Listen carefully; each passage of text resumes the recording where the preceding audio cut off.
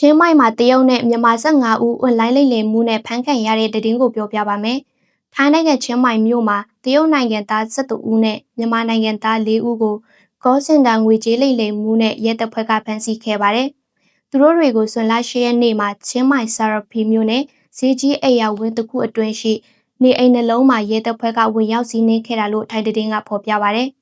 တရုတ်နဲ့မြန်မာနိုင်ငံသားတွေဟာတရုတ်နိုင်ငံသားတွေကိုလိမ်လည်လက်ဖျားဖို့အတွက်အိမ်နှလုံးကို9ရက်အသုံးပြုခဲ့တာဖြစ်ပြီးသူတို့ရဲ့ကွန်ပျူတာနဲ့ဖုန်းတွေမှာတရုတ်နိုင်ငံသားတောင်းနဲ့ချီတဲ့အချက်လက်စရင်း database တွေကိုလည်းရှောက်ပေးတွေ့ရှိခဲ့တယ်လို့ရဲတပ်ဖွဲ့ကပြောပါတယ်။တရုတ်နိုင်ငံသားတွေကိုလိမ်လည်လက်ဖျားတဲ့ဖုန်းခေါ်ဆိုမှုတွေပြုလုပ်နေတာဖြစ်ပြီးကွန်ပျူတာ10လုံးလက်ကင်ဖုန်း45လုံးကျော်နဲ့အတူဖမ်းဆီးခဲ့တာပါ။ကွန်ပျူတာအတွင်းမှာအာမခံဝယ်ယူရန်ပစ္စည်းပို့ဆောင်မှုစီစဉ်ရန်နဲ့အခြားသောလိမ်လည်လက်ဖျားတဲ့လုပ်ငန်းတွေမှာတရုတ်လူမျိုးတွေကိုလိမ်လည်ခဲ့တယ်လို့လည်းဆိုပါတယ်။ဖမ်းဆီးခံရသူတွေထဲကအချို့ဟာဗီဇာသက်တမ်းကျော်လွန်နေထိုင်သူတွေဖြစ်ပြီးအချို့ကတော့ခရီးသွားဗီဇာနဲ့နိုင်ငံအတွင်းဝင်ရောက်လာကြသူတွေဖြစ်တယ်လို့သူတို့ခေါင်းဆောင်ဟာတရုတ်နိုင်ငံမှာရှိနေတယ်လို့ယူဆရတယ်လို့သတင်းကဖော်ပြပါတယ်